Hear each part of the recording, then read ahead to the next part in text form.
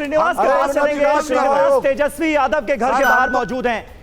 श्रीनिवास, तेजस्वी यादव के घर के बाहर का नजारा जरा हमें दिखाइए, क्योंकि तेजस्वी यादव को झंडा बरदार माना जा रहा था बिहार में और कहा जा रहा था कि बदलाव की बयार बह रही है, उसके झंडा बरदार तेजस्वी यादव हैं। उन्होंने भी जाहिर है बहुत कुछ एक्सपेक्ट किया होगा, लेकिन नतीजे वैसे नहीं है।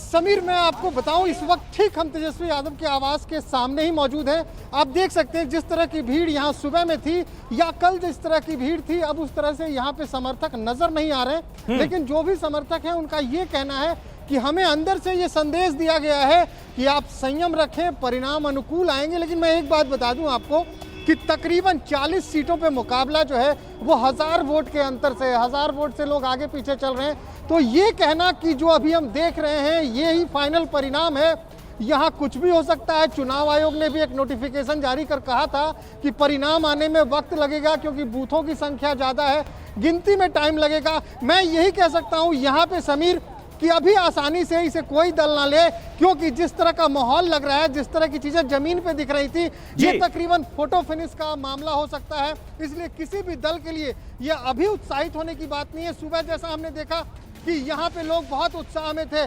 ठीक है श्रीनिवास, मैं आता हूँ आपके पास। हमारे न्यूज डायरेक्टर हेमंत शर्मा भी हमारे साथ मौजूद हैं। हेमंत जी, आप तेजस्वी की पूरी परफॉर्मेंस को कैसे एनालाइज करेंगे, क्योंकि आरजेडी की जो पिछली बार परफॉर्मेंस रही ये तो उससे खराब परफॉर्मेंस हो गई। लेकिन समीर, अभी कुछ कहना बहुत जल्दी होगी। हाँ। क्योंकि 65 सीटों पर मैं देख रहा हूँ, 65 सीटों पर बड़ा नजदीकी मुकाबला है, 1000, 1500, 2000 के आसपास। तो यहाँ अभी कुछ भी हो सकता है, लेकिन जो प्रोजेक्शन है वो ऐसा ही रहेगा, मुझे ऐसा लगता है।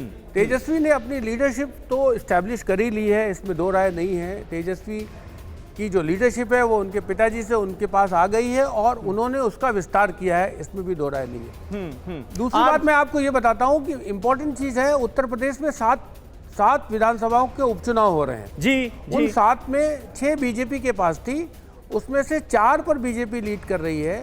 अमरोहा की सीट जो चेतन चौहान की थी, क्रिकेटर थे, मशहूर क्रिकेटर और उत्तर प्रदेश में कैबिनेट मंत्री भी थे, उनकी पत्नी वहां से पिछड़ रही हैं। वहाँ समाजवादी पार्टी आगे है।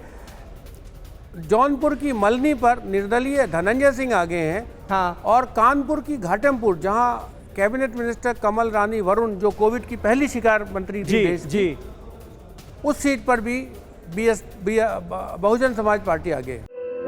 धुआं धुआं सा ये शहर क्यों दिखता है, सुना है बाजार में धुएं का सामान बिकता है, ये दिवाली सिर्फ दिए वाली।